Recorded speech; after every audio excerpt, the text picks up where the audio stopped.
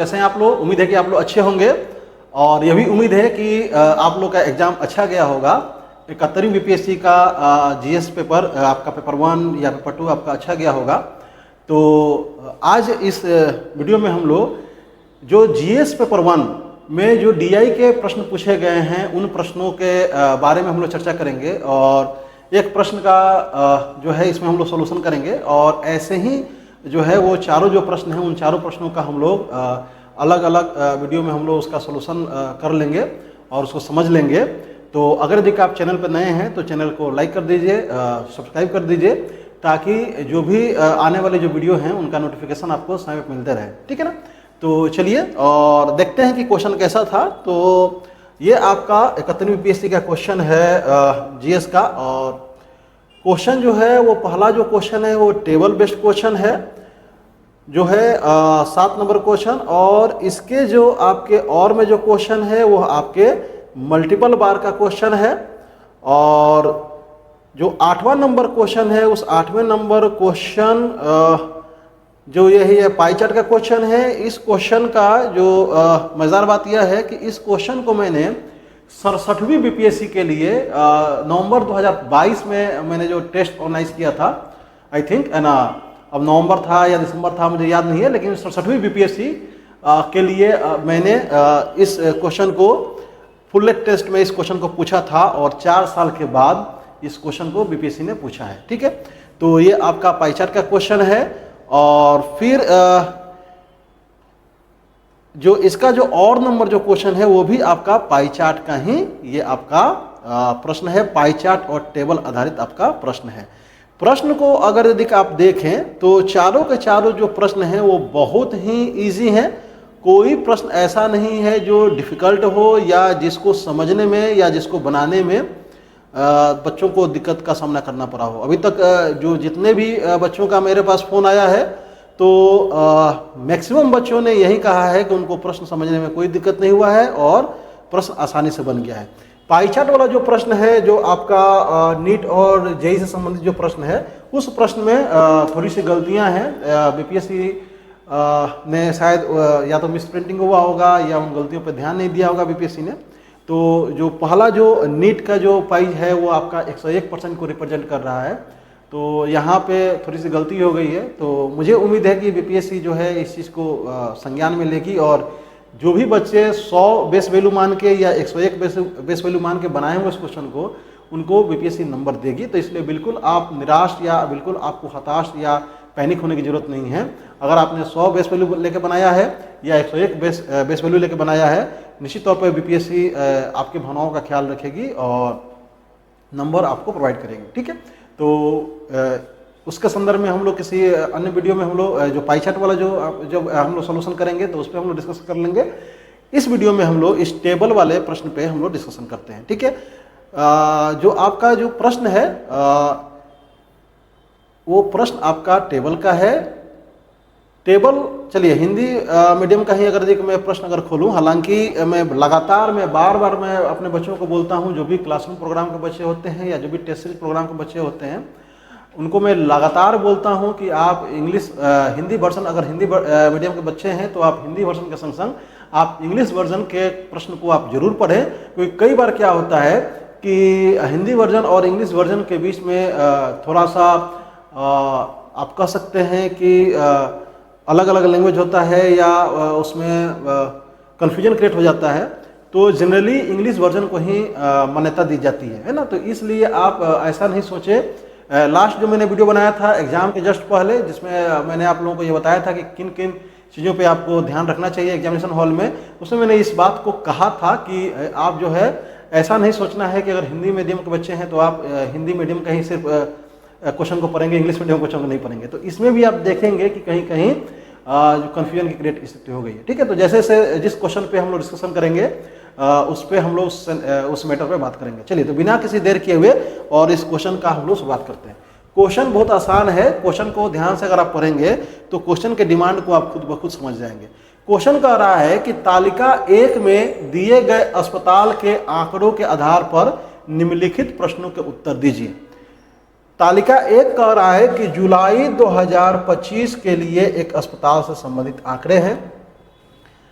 यानी कि अभी तक जो है, जो हम लोगों ने इन्फॉर्मेशन पढ़ा, उसमें हम लोगों ने यह देखा कि कोई अस्पताल है जिसका जुलाई 2025 का आंकड़ा दिया गया है। उस अस्पताल में जो अलग अलग रोगों से संबंधित या रोगों के निदान संबंधित जो विभाग हैं, उनके बारे में ये दिया गया है कि हृदय रोग विभाग है, सामान्य चिकित्सा जनरल मेडिसिन का विभाग है, तंत्रिका विज्ञान यानी कि न्यूरोलॉजी है, अस्थि विज्ञान है, बाल चिकित्सा है। ठीक है, तो ये आपके 1 2 3 4 5 अलग अलग आपके विभाग दिए गए हैं और आपके जेंडर लिंग दिए गए हैं कि भाई स्त्री पुरुष है ना, किस विभाग में कितने स्त्री है और कितने पुरुष हैं। और ये अलग अलग आपके रोगियों की स्थिति या कह सकते हैं कि उनका कंडीशन दिया गया है कि हृदय रोग विभाग में अगर यदि महिलाएं हैं तो विशेष देखभाल में 4 हैं रोगी, स्वस्थ जो हैं वो 19 हैं, जो सुधार है वो 10 हैं और निर्दिष्ट यानी कि जो रेफर्ड हैं वो आपके 4 हैं। ऐसे ही जो आपके हृदय रोग विभाग में जो पुरुष हैं मेल, उसमें 2 रोगी विशेष देखभाल में हैं, 17 स्वस्थ हैं, 8 आपके सुधार में हैं और 6 आपके निर्दिष्ट हैं। तो जिस प्रकार हृदय रोग विभाग का आपका स्त्री पुरुष, वैसे ही आपका सामान्य चिकित्सा विभाग का, तंत्रिका विज्ञान का, अस्थि विज्ञान का और बाल चिकित्सा का। ठीक है, तो ये पूरा जब आपने जब टेबल देखा तो टेबल से आपको यह समझ में आ गया कि इस टेबल में किसी अस्पताल के जुलाई 2025 के अलग अलग विभाग या अलग अलग जो रोगों के जो डिपार्टमेंट हैं उसमें जो है वो स्त्री और पुरुष रोगियों के बारे में जानकारी दी गई है। ठीक है, अब इसी जानकारी के आधार पे ये जो आपके जो प्रश्न दिए गए हैं ABCDE है ना, इन प्रश्नों को आपको क्या करना है, आपको बनाना है। ठीक है, तो चलिए एक एक करके शुरू करते हैं। पहला क्वेश्चन कह रहा है कि किस विभाग में स्त्री रोगियों का उच्चतम प्रतिशत है। Which department has highest percentage of female patients. 8 number का क्वेश्चन है। यानी कि अब देखिए ये जो आपके 5 विभाग दिए गए हैं, हृदय रोग विभाग, सामान्य चिकित्सा विभाग, तंत्रिका विज्ञान, अस्थि विज्ञान, बाल चिकित्सा। अब कह रहा है कि जो एक डिपार्टमेंट जो एक विभाग है, जैसे जो कार्डियोलॉजी का विभाग है, इसमें जो टोटल आपके मेल और फीमेल मिला के जो आपके पेशेंट्स हैं उसमें फीमेल पेशेंट्स का कितना परसेंटेज है। वैसे ही आपके जो जनरल मेडिसिन जो डिपार्टमेंट है उसमें फीमेल का कितना परसेंटेज है, तंत्रिका विज्ञान में फीमेल का कितना परसेंटेज है, अस्थि विज्ञान में फीमेल का कितना परसेंट है और बाल चिकित्सा में फीमेल का कितना परसेंट है। अब जो आपने अलग अलग विभागों में जो आपने फीमेल का जो परसेंटेज निकाला, उसमें सबसे जो हाईएस्ट परसेंटेज फीमेल का किस विभाग में है, रोग के किस विभाग में है। ठीक है, तो आपको बहुत आसान प्रश्न है, आपको करना क्या है, जैसे हृदय रोग विभाग, तो हृदय रोग विभाग में कुल रोगियों की संख्या आपने निकाल दिया, स्त्री प्लस पुरुष को जोड़ लिया, तो इतने रोगियों में स्त्रियों की संख्या इतनी है तो 100 में कितनी है। ठीक है, तो ऐसे करके आप क्या करेंगे, आप निकालेंगे। चलिए तो निकाल के हम लोग देखते हैं। ठीक है, अब हमको समय भी बचाना है एग्जाम में और कैसे हम स्मार्ट तरीके से लिखें ताकि मेरा स्टेप भी कंप्लीट हो जाए और हमको पूरा का पूरा नंबर लिख, है ना। तो अब देखिए ये 8 नंबर का प्रश्न है। ठीक है, ये 8 नंबर का आपका यह प्रश्न है, किस विभाग में स्त्री रोगियों का उच्चतम प्रतिशत है। तो आप एक लाइन लिखेंगे ऊपर, ए नंबर क्वेश्चन, विभागवार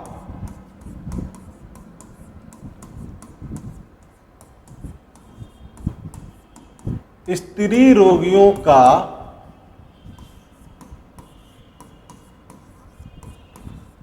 प्रतिशतता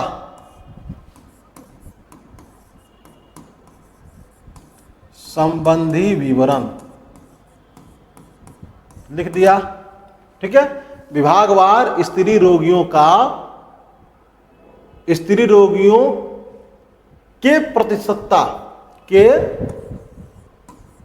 प्रतिशतता संबंधी विवरण। तो पहला विभाग क्या है, पहला विभाग है आपका हृदय रोग। ठीक है, हृदय रोग, तो हृदय रोग विभाग में स्त्रियों की कुल संख्या कितनी है, तो टोटल संख्या कितनी है स्त्रियों की, 4 + 19 + 10 + 4, है ना। यानी कि स्त्रियों की संख्या 4 + 10, विशेष देखभाल में 4, स्वस्थ में आपके 19,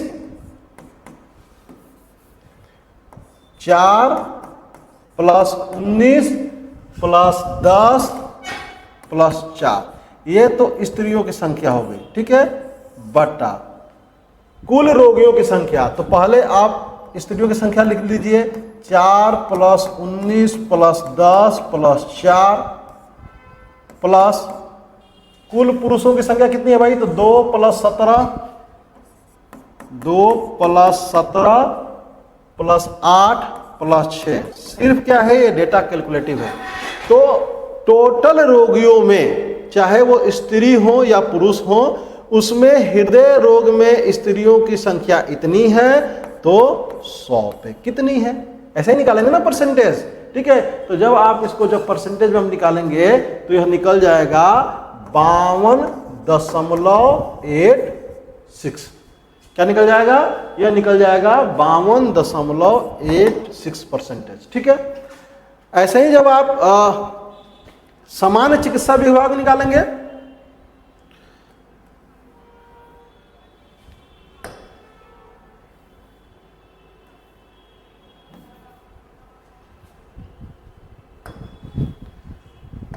सामान्य चिकित्सा विभाग,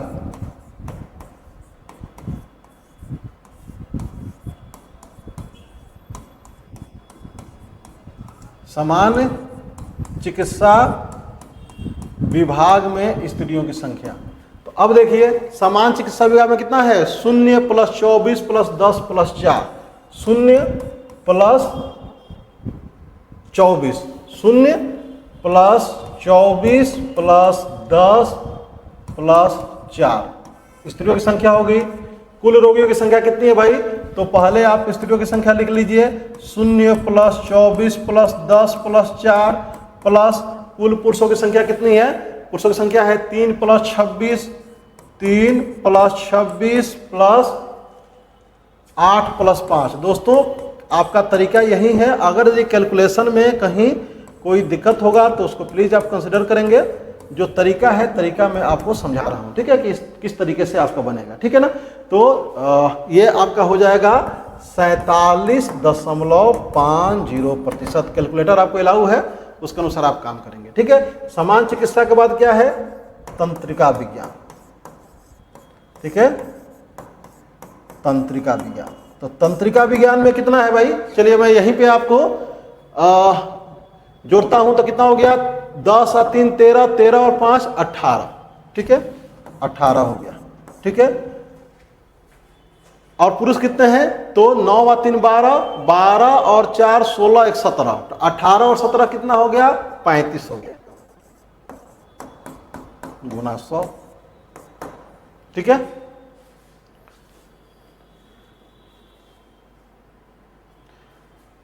दस 5 15, 15 3 18, 18 1 19, 19 और 4 23, 23 और 3 26, 26 9 35, ठीक है। तो इसका आपका निकल जाएगा 51.43%, ठीक है। तंत्रिका विज्ञान के बाद क्या है आपका, तंत्रिका विज्ञान के बाद है आपका अस्थि विज्ञान।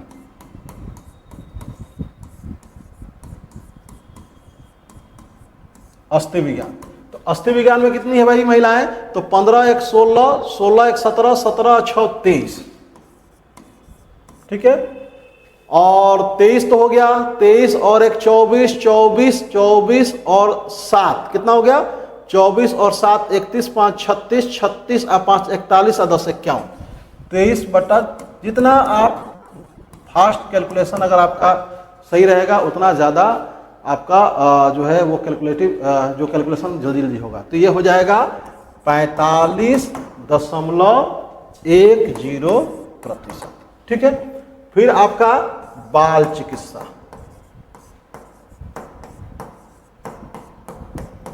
बाल चिकित्सा, तो बाल चिकित्सा में स्त्रियों की संख्या कितनी है भाई, तो 16 बार कितना हो गया, 28, 28 और 4 32, ठीक है। जितना देर आप कैलकुलेटर का यूज करेंगे उतना देर में आप ऐसे ही जोड़ लेंगे। अब 32 तो ये जोड़े हैं, 32 और 1 33, 33 और 5 कितना हो गया, 38, 38 8 कितना हो गया, 38 8 46 हो गया, 46 और 8 कितना हो गया, 46 और 8 54 और 10 64 हो गया, ठीक है, 64, ठीक है। यानी कि ये कितना परसेंट हो गया, यह 50%। जब तक आप कैलकुलेटर से टिप टाप करते रहे तब तक क्या किया मैंने, मैन्युअली आपको जोड़ के दिखा दिया है ना।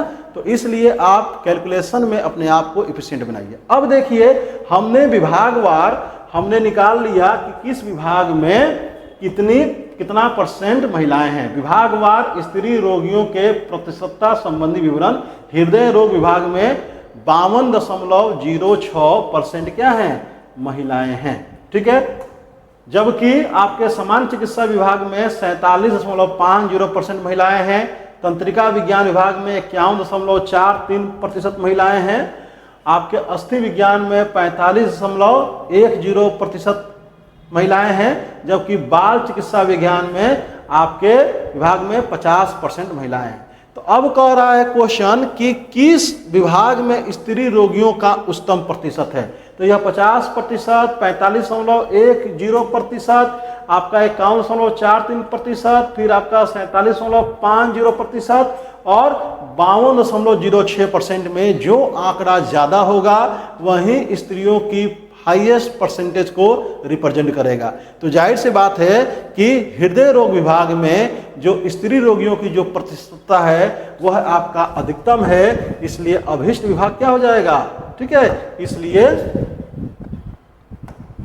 इसलिए अभीष्ट विभाग, ठीक है, कुछ नहीं समझ में आए अभीष्ट लिख दीजिए, है ना, रामबाण शब्द रिक्वायर। अभीष्ट विभाग क्या हो गया, हृदय रोग, और यही क्या हो गया, यही आपका आंसर हो गया। 8 नंबर आप लेके चले गए। ठीक है, आसान प्रश्न है, थोड़ा सा कैलकुलेटिव है लेकिन आसान है। ठीक है ना। चलिए दूसरे प्रश्न की तरफ चलते हैं। दूसरा प्रश्न क्या कह रहा है भैया, दूसरा प्रश्न कह रहा है कि what is ratio of neurology patients to cardiology patients among male patients. पुरुष रोगियों में तंत्रिका विज्ञान एवं हृदय रोग विभागों में क्या अनुपात है। अब इससे बताइए, इससे आसान क्वेश्चन जो है वह बीपीएससी आपसे क्या पूछेगी। ठीक है, क्वेश्चन कह रहा है कि पुरुष रोगियों में तंत्रिका विज्ञान में एवं हृदय रोग विभाग में क्या अनुपात है। तो हृदय रोग तंत्रिका विज्ञान में पुरुष रोगियों की संख्या क्या लिखेंगे, पहला लाइन प्रश्न से, तंत्रिका विज्ञान विभाग में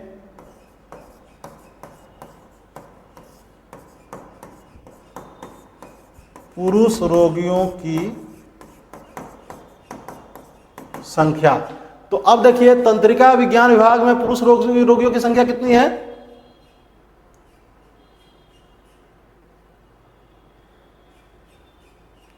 तंत्रिका विज्ञान विभाग में पुरुष रोगियों की संख्या है 3, विशेष देखभाल में, स्वस्थ में 9, सुधार में 4, निर्दिष्ट में 1, यानी कि आपका 9 व 3 12, 12 4 16, 16 1 17, कितना है आपका 17 है। आगे दूसरा कौन सा विभाग था प्रश्न में, दूसरा विभाग था आपका हृदय रोग विभाग, है ना। तो आप लिखेंगे दूसरा लाइन, हृदय रोग विभाग में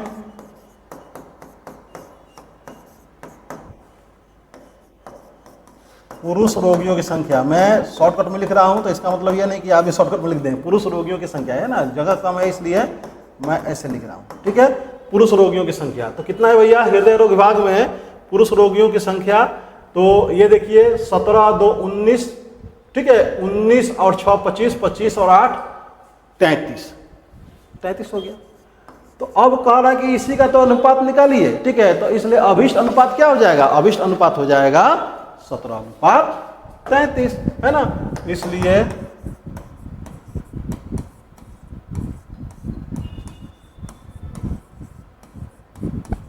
अभीष्ट अनुपात बराबर 17:33 हो गया आंसर। ठीक, कितना आसान प्रश्न है, सिर्फ क्या है, सिर्फ आपका कैलकुलेटिव है। ठीक है, तीसरा प्रश्न देखिए, तीसरा प्रश्न क्या कह रहा है,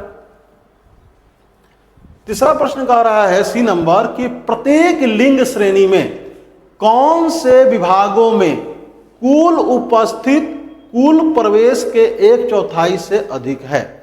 इंग्लिश पढ़ो, which department have more than 1/4 of the total admission respectively in each gender category. ठीक है, क्वेश्चन ये कह रहा है, ठीक है, कि दोनों जेंडर में, मेल और फीमेल में जो टोटल जो भी डिपार्टमेंट विभाग हैं, 5 हैं आपके, हृदय रोग, आपके सामान्य चिकित्सा, फिर आपका तंत्रिका विज्ञान, अस्थि विज्ञान, बाल चिकित्सा, इसमें कुल जो पुरुष रोगियों की संख्या है और इसी विभाग में जो कुल जो महिला रोगियों की संख्या है, तो कुल पुरुष रोगियों की संख्या का 1/4, कुल महिला रोगियों की संख्या का 1/4 जो आया वो किस किस विभाग में उतने उतने पुरुष रोगी हैं या उतने उतने महिला रोगी हैं। आ रही हो समझ में? ठीक है, चलिए इस क्वेश्चन को बना के देखते हैं। इस क्वेश्चन के लिए अगर यदि आप टेबल फ्रेम करेंगे तो आप बहुत आसानी से क्वेश्चन को बना सकते हैं। तो चलिए इस क्वेश्चन के लिए हम लोग एक टेबल फ्रेम करते हैं। ठीक है, तो नया पेज में ले रहा हूं। ठीक है, क्वेश्चन नंबर सी कह रहा है कि प्रत्येक लिंग श्रेणी में कौन से विभागों में कुल उपस्थित कुल प्रवेश के 1/4 से अधिक है। तो एक लाइन लिखिए,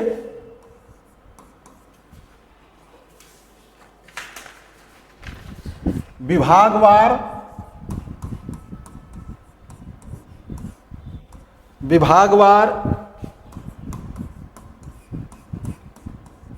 स्त्री एवं पुरुष रोगियों की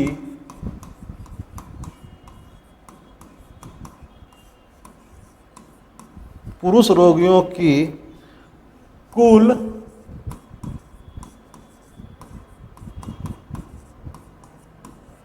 उपस्थिति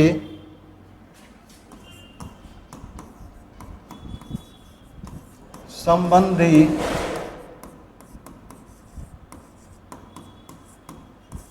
आंकड़ों को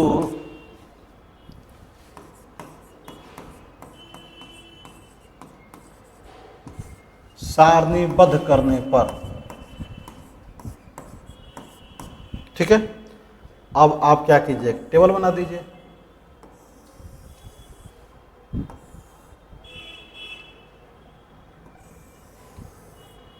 यहां पे आप लिख दीजिए विभाग। ठीक है, यहां पे लिख दीजिए स्त्री रोगियों की कुल संख्या, यहां पे पुरुष रोगी। ठीक है, अब विभाग में पहला है हृदय रोग यानी कि कार्डियोलॉजी, है ना। चलिए यहाँ पे जगह कम है तो इसलिए मैं आपको शॉर्टकट में लिखता हूं, आप इसको समझिएगा। हृदय रोग को मैं लिख देता हूं सी, कार्डियोलॉजी, सामान्य चिकित्सा को जनरल मेडिसिन, है ना, तंत्रिका विज्ञान को एन, न्यूरोलॉजी, अस्थि विज्ञान को क्या है आपका ऑर्थोपेडिक्स, है ना। ठीक है, ऑर्थोपेडिक्स, और बाल चिकित्सा को पेडियाट्रिक्स। ठीक है ना, चलिए, है ना। तो कार्डियोलॉजी, है ना, आप जब आप नोट्स बनाएंगे या जो भी करेंगे तो उसमें आप इसको पूरा कार्डियोलॉजी लिख लीजिएगा या हृदय रोग विभाग लिख लीजिएगा। कार्डियोलॉजी, दूसरा है आपका जनरल मेडिसिन, तीसरा है आपका न्यूरोलॉजी, चौथा है आपका ऑर्थोपेडिक और पांचवा है पेडियाट्रिक। ठीक है, इसको आप पूरा लिख लीजिएगा। ठीक है, या एग्जामिनेशन हॉल में आपको ये सी जी ये सब नहीं लिखना है ना, पूरा लिखना है। ठीक है, क्योंकि जगह आपके पास काफी होगा, है ना। अब कार्डियोलॉजी विभाग में स्त्री रोगियों की कुल संख्या कितनी है, तो देखिए कार्डियोलॉजी विभाग में कितनी है, 19 और 4 23, 23 और 10 33, 33 और 4 37, जोड़ के लिख लीजिए। जनरल मेडिसिन में कितनी स्त्रियां हैं, तो 24 और 10 34, 4 38। ठीक है, न्यूरोलॉजी में कितनी स्त्रियां हैं, तो 10 और 3 13, 13 और 5 18।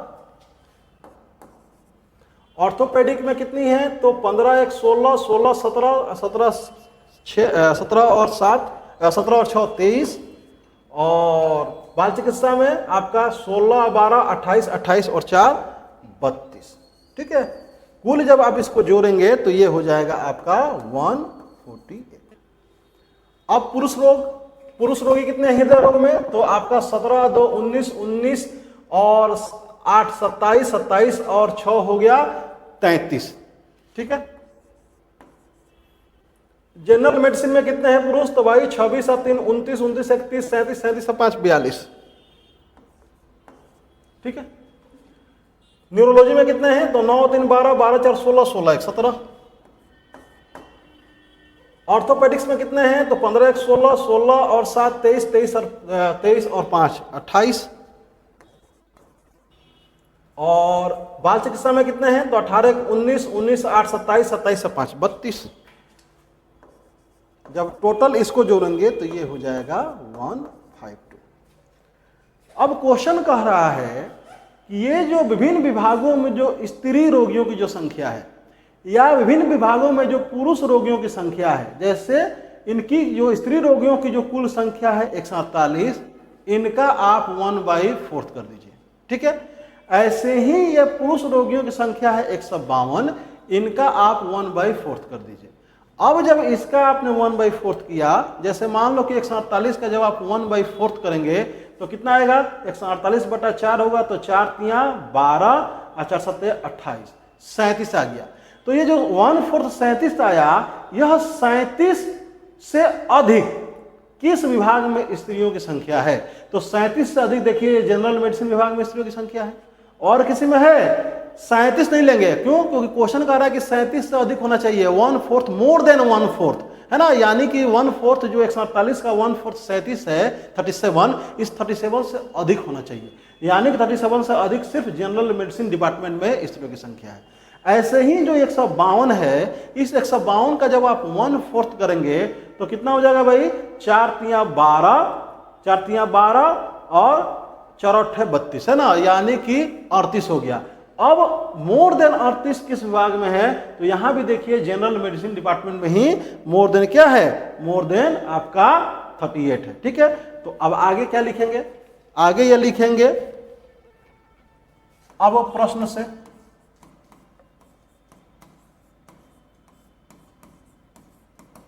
अब प्रश्न से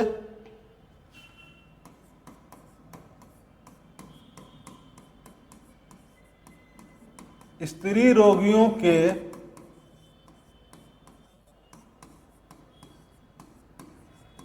कुल प्रवेश का 1/4 कितना हो जाएगा?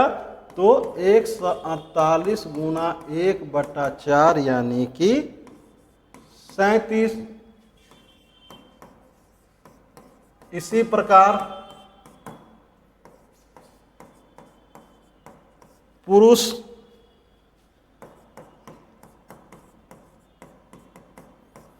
रोगियों के कुल प्रवेश का 1/4 कितना हो जाएगा? तो 152 का 1/4 यानी कि 38।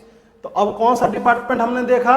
तो हम लोगों ने देखा कि जो समान चिकित्सा है, जनरल जो मेडिसिन डिपार्टमेंट है, उसमें दोनों लिंग श्रेणियों में, चाहे वो आपका स्त्री रोगियों में हो या पुरुष रोगियों में है, इनके कुल स्त्री रोगियों का 1/4 से अधिक या कुल पुरुष रोगियों के 1/4 से अधिक जनरल मेडिसिन डिपार्टमेंट में है।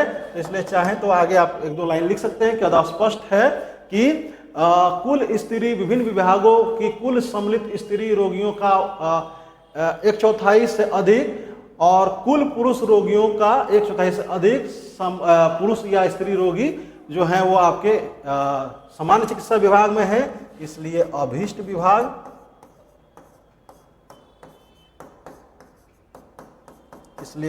विभाग बराबर क्या हो जाएगा? जनरल मेडिसिन यानी कि सामान्य चिकित्सा। और यही क्या हो जाएगा? यही आपका उत्तर हो जाएगा। ठीक है।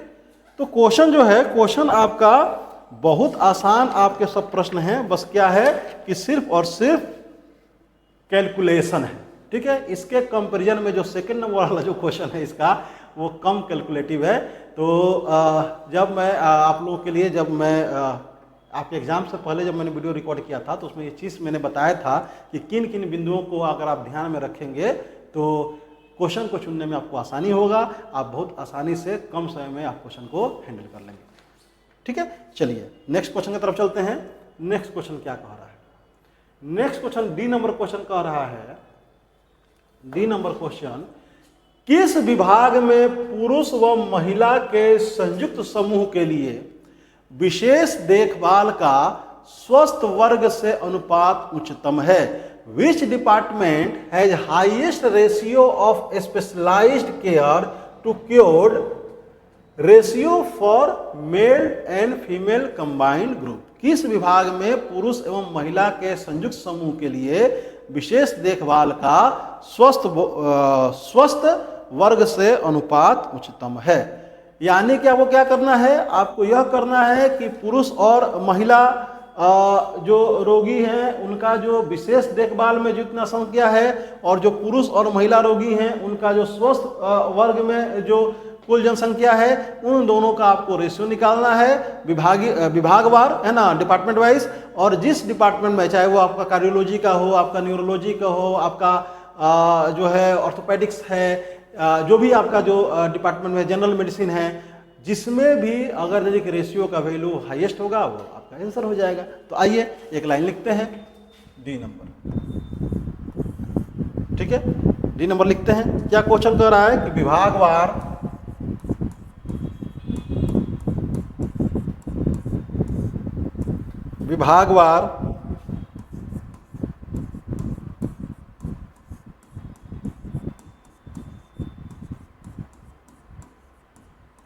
पुरुष एवं महिला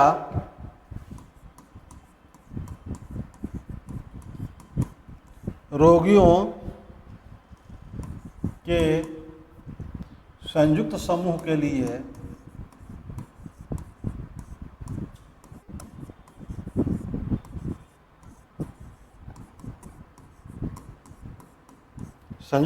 के लिए विशेष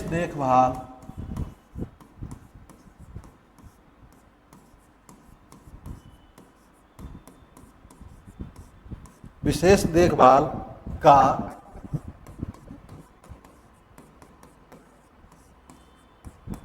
स्वस्थ वर्ग से अनुपात का विवरण निम्नलिखित है।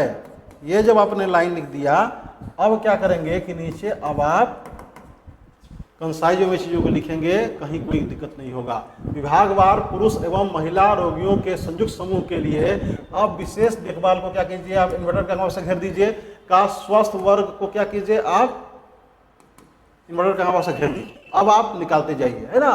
पहला है कौन सा आपका, हृदय रोग विभाग। अब हृदय रोग विभाग में जब आप देखिए, जब यहाँ पे आप कैलकुलेट करेंगे कि हृदय रोग विभाग में कुल स्त्री रोगियों की संख्या कितनी है, हृदय रोग विभाग में विशेष देखभाल में कुल स्त्री और पुरुष की संख्या कितनी है, तो 4 + 2 है ना, यानी कि 4 + 2 बटा, ठीक है। इसमें स्वस्थ वर्ग में कुल स्त्री और पुरुषों की संख्या कितनी है, 19 + 17, तो 19 + 17, यानी कि इसको जब जोड़ोगे तो ये हो जाएगा 6/36, यानी कि अनुपात को जो कि मैक्सिमम और मिनिमम निकालना है, तो आपको रेगुलर क्लास में या आपको रेगुलर टेस्ट में बताया गया है कि जहां भी अनुपात मैक्सिमम या मिनिमम निकालने के कहे वहां पे क्या करें, आप डेसिमल में कन्वर्ट कर लें। तो जब इस आंकड़े को डेसिमल में कन्वर्ट करेंगे तो ये हो जाएगा 0.166, ठीक है। ऐसे ही आप निकालेंगे किसको, जनरल मेडिसिन को। अब मैं यहाँ पे शॉर्टकट में लिख रहा हूँ, आप समझ जाइएगा, है ना। जनरल मेडिसिन विभाग में कितना है भैया, तो जनरल मेडिसिन विभाग में देखिए आपको विशेष देखभाल में 0 स्त्री और 3 पुरुष है, यानी कि 0 + 3 यानी कि हो गया 3, ठीक है। यहाँ पे आपका कितना है, स्वस्थ वर्ग में 24 और प्लस 26, यानी कि 6 × 4 = 10 और 2 × 4 = 5, यानी कि ये हो गया आपको 50, ठीक है। तो ये कितना हो गया, आप ऐसे लिखते जाना, ठीक है। 50 हो गया, तो ये हो गया आपको 0.06। उसके बाद क्या है, तंत्रिका विज्ञान, न्यूरोलॉजी, है ना। न्यूरोलॉजी में कितना है, आपको इसको सामान्य चिकित्सा लिखना है, आपको इसको तंत्रिका विज्ञान लिखना है ना, आप समझ जाएंगे चीजों को। तंत्रिका विज्ञान में विशेष देखभाल में कितनी भाई, 3 स्त्री और 3 पुरुष हैं, यानी कि कितना है, 3 + 3 है ना। और विशेष स्वास्थ्य वर्ग में कितना है भाई, 10 + 19, यानी कि 10 + 9, यानी कि 6/19, यानी कि ये डेसिमल हो गया 0.315, ठीक है। आगे बढ़ते हैं हमें,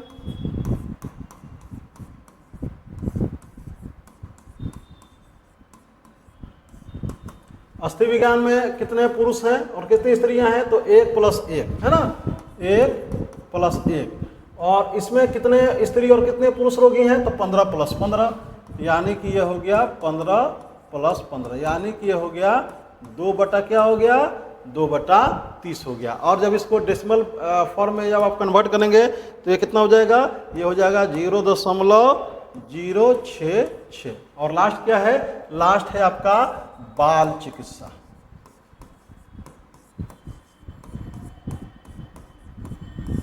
बाल चिकित्सा, तो बाल चिकित्सा विभाग में देखिए क्या है भैया, तो बाल चिकित्सा विभाग में जो है विशेष देखभाल में 0 स्त्री और 1 पुरुष, 0 + 1, ठीक है। और आपका स्वास्थ्य में कितना है? 16 + 18, तो 16 + 18 यानी कि 1 बटा कितना हो गया? 1 बटा 34 हो गया। और इसको डेसिमल में कन्वर्ट करेंगे तो 0.029, ठीक है। अब क्वेश्चन कह रहा है, क्वेश्चन क्या कह रहा है? कह रहा है कि which department has highest ratio of specialised care to cured ratio for male and female combined group. किस विभाग में पुरुष व महिला के संयुक्त समूह के लिए विशेष देखभाल का स्वस्थ वर्ग से अनुपात उच्चतम है? मैक्सिमम पूछा जा रहा है। तो अब ये जो आंकड़ा है, ये जो आपका आंकड़ा है 0.029, 0.066, आपका 0.166, 0.06 और 0.315, ठीक है। तो अब ये जो भी आंकड़ा जिस विभाग का जो मैक्सिमम को रिप्रेजेंट करेगा वही हमारा आंसर होगा। तो देखिए 0.166, 0.06, 0.315 में सबसे बड़ा आंकड़ा अभी तक यहाँ पे कौन सा है? न्यूरोलॉजी का है, तंत्रिका विज्ञान का है। और यहाँ भी क्या है? तंत्रिका विज्ञान के आंकड़े को इन्होंने भी नहीं बीट किया, इसलिए अभीष्ट विभाग क्या हो जाएगा? इसलिए अभीष्ट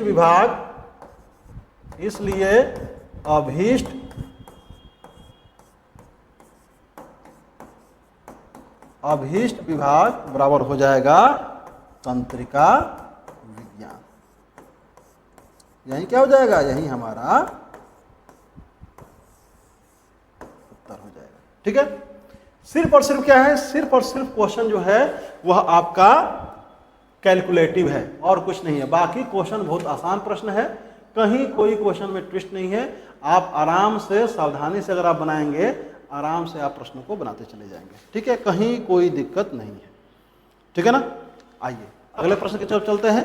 प्रश्न संख्या जो है आपका ई नंबर, इस प्रश्न का अंतिम प्रश्न कह रहा है कि यदि हृदय रोग विभाग में विशेष देखभाल व स्वस्थ वर्ग में एक अधिक स्त्री प्रत्येक में, यानी कि एक स्त्री विशेष देखभाल में भी और एक स्त्री स्वस्थ वर्ग में भी हृदय रोग वाले डिपार्टमेंट में शामिल हो जाए, एवं स्वस्थ वर्ग में एक कम पुरुष हो जाए, यानी कि हृदय रोग विभाग के ही जो स्वस्थ वर्ग है उसमें एक कम पुरुष हो, तो विशेष देखभाल का स्वस्थ वर्ग से समग्र अनुपात प्रत्येक लिंग के लिए कितना होगा? अब इसको जरा इंग्लिश में पढ़ेंगे कि if one more female was admitted to specialised care and cured category, each and one less male under cured category in the cardiology department, then what would be the overall ratio of specialized care to cured under each gender? Question कह रहा है कि अगर हृदय रोग department में अगर जो विशेष देखभाल और स्वस्थ वर्ग का जो आपका जो कैटेगरी है उसमें अगर एक एक स्त्री रोगी क्या हो जाएं? अधिक हो जाएं, एक एक स्त्री रोगी अधिक हो जाएं और स्वस्थ वर्ग में क्या हो जाए? एक पुरुष कम हो जाए, तो विशेष देखभाल का स्वस्थ वर्ग से समग्र अनुपात क्या होगा? ठीक है, डी नंबर क्वेश्चन, ठीक है। तो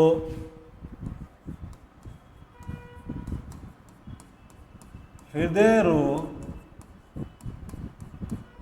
विभाग के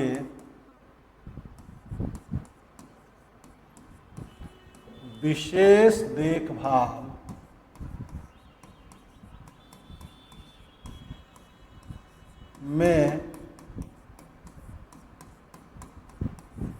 स्त्री रोगी की संख्या कितनी है भाई?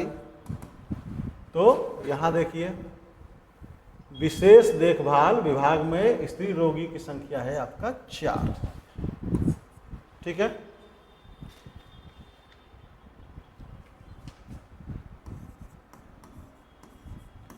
हृदय रोग विभाग के स्वस्थ वर्ग में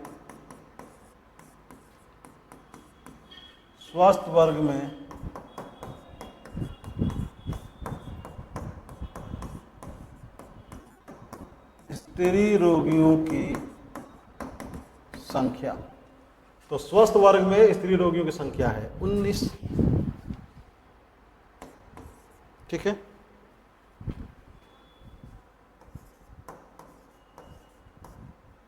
हृदय रोग विभाग के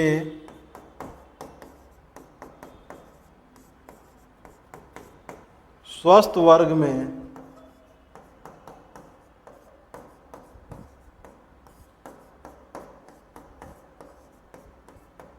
पुरुष रोगियों की संख्या कितनी है भैया? तो स्वस्थ वर्ग में पुरुष रोगियों की संख्या है 17। ठीक है, ये आपका आंकड़ा दिया गया है। ठीक है, अब क्वेश्चन कह रहा है कि इस 4 में जो हृदय रोग विभाग के विशेष देखभाल में स्त्री रोगियों की संख्या 4 है, इसमें 1 की बढ़ोतरी हो जाए, यानी कि 4 से क्या हो जाए? 5 हो जाए। हृदय रोग विभाग के स्वस्थ वर्ग में स्त्री रोगियों की संख्या जो 19 है वो क्या हो जाए? 1 अधिक हो जाए, यानी कि 19 से 20 हो जाए। जबकि हृदय रोग विभाग के स्वस्थ वर्ग में जो पुरुष रोगियों की संख्या जो 17 है उसमें 1 घट जाए, यानी कि 16 हो जाए। उसके बाद अगर हम समग्र रूप से इस विशेष देखभाल के रोगियों की संख्या अगर जोड़ें और स्वस्थ वर्ग के रोगियों की संख्या जोड़ें तो इनके बीच का जो अनुपात होगा, स्त्रियों की संख्या है ना, उसके बाद ये जो विशेष देखभाल में जो स्त्रियों की संख्या है और स्वस्थ वर्ग में जो आपके पुरुषों की संख्या है, उनको जोड़ें तो ये स्त्रियों की संख्या का पुरुषों की संख्या से अनुपात क्या है। कितना आसान प्रश्न है। तो आगे क्या करेंगे? आइए जोड़िए घटाइए। ठीक है, तो इसलिए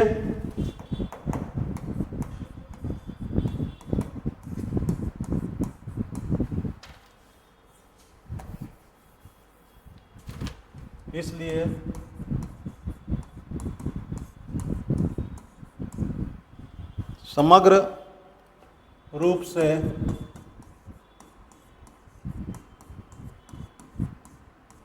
विभिन्न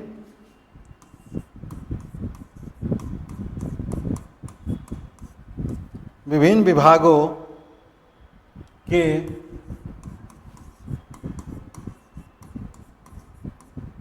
विशेष देखभाल वर्ग में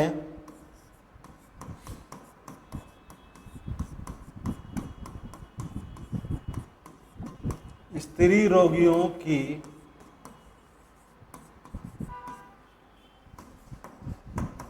कुल संख्या, अब देखिए ये 4 में क्या कर रहा है कि 1 ऐड कर लेंगे, यानी कि 4 + 1 प्लस, अब आइए समान चिकित्सा में कितना है? 0 है। ठीक है, फिर आपका तंत्रिका विज्ञान में कितना है? 3 है। उसके बाद अस्थि विज्ञान में कितना है? आपका 1 है। और बाल चिकित्सा में कितना है? 0 है। यानी कि टोटल कितना हो गया? 4 + 1 5, 5 और 3 8, 8 और 1 9। ठीक है, इसी प्रकार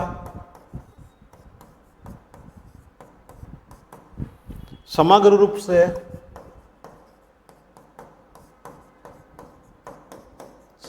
से विभिन्न विभागों के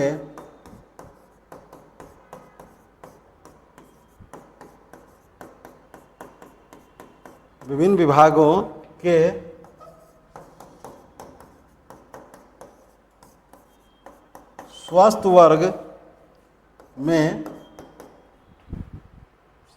स्वस्थ वर्ग में, ये स्त्रियों की संख्या पूछ रहा है या पुरुषों की संख्या पूछ रहा है?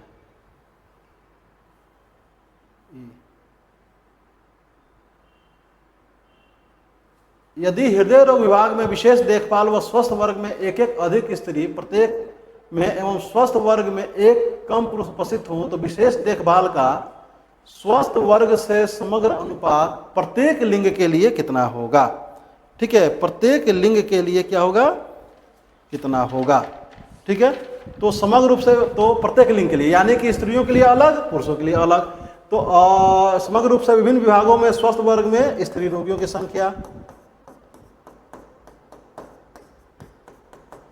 स्त्री रोगियों की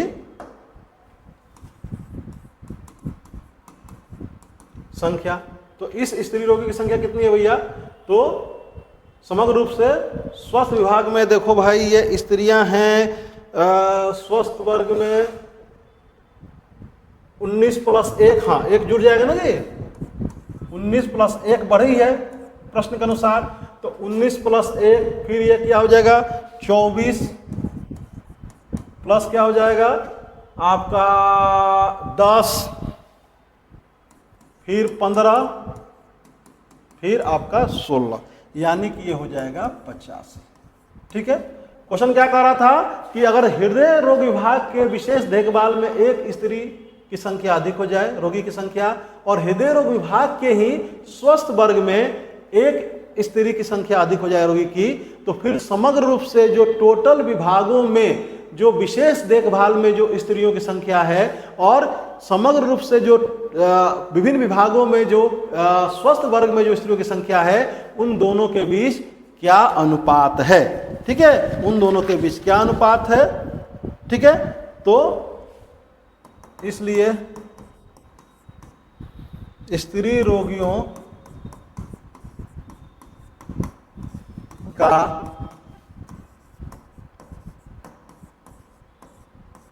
अभीष्ट अनुपात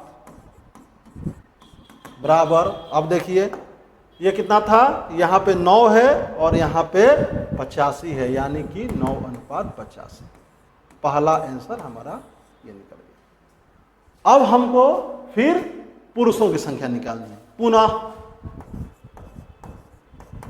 पुनः विभिन्न विभागों के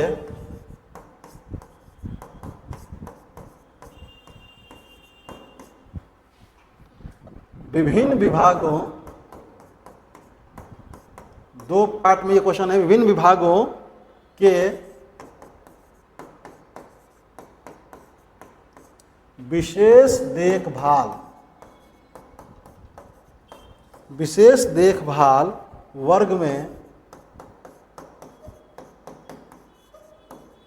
पुरुष रोगियों की संख्या, पुरुष रोगी हमने लिख दिया। तो अब देखिए स्वस्थ वर्ग में पुरुष रोगियों की संख्या, ठीक है, विशेष देखभाल में, तो 2 + 3 यानी कि 2 + 3 5, 5 और +3 8, 8 और 1 9, 9 1 10। ठीक है, जोड़ के आप लिख लेना 10। ठीक है, 10 हो गया। विभिन्न विभागों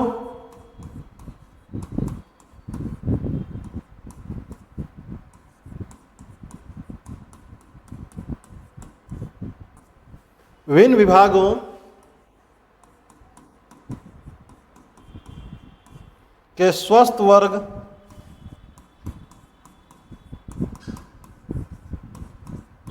पुरुष रोगियों की संख्या। ठीक है, अब कह रहा था क्वेश्चन में शुरुआत में देखिए क्वेश्चन क्या कह रहा था कि हृदय रोग विभाग में विशेष देखभाल व स्वस्थ वर्ग में एक अधिक स्त्री प्रत्येक में एवं स्वस्थ वर्ग में एक कम पुरुष, यानी कि जो हृदय रोग विभाग में जो आपके हृदय रोग विभाग में जो आपके स्वस्थ वर्ग में जो 17 जो पुरुष हैं उसमें एक की कमी हो जाए, यानी कि 17 - 1 प्लस बाकी आपका वैसे ही रहे, तो समान चिकित्सा में कितना है 26 है। ठीक है, समान चिकित्सा में आपका 26 है।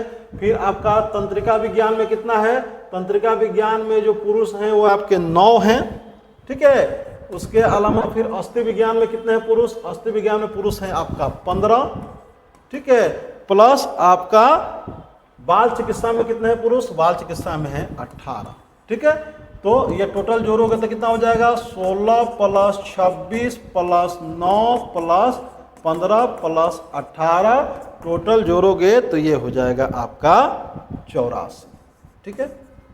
तो जिस प्रकार स्त्रियों का हमने निकाला था विशेष देखभाल और स्वस्थ वर्ग में स्त्रियों का अनुपात, वैसे ही पुरुषों का भी विशेष देखभाल एवं स्वस्थ वर्ग में समग्र रूप से अनुपात, ठीक है। तो इसलिए पुरुष रोगियों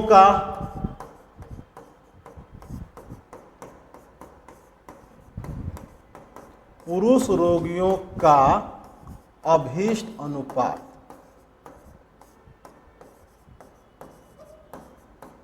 अब विशेष देखभाल की पहले जिक्र की गई है ना, तो विशेष देखभाल में कितने पुरुष हैं, 10 ठो हैं, ठीक है। इसको अच्छा से लिख दो भाई,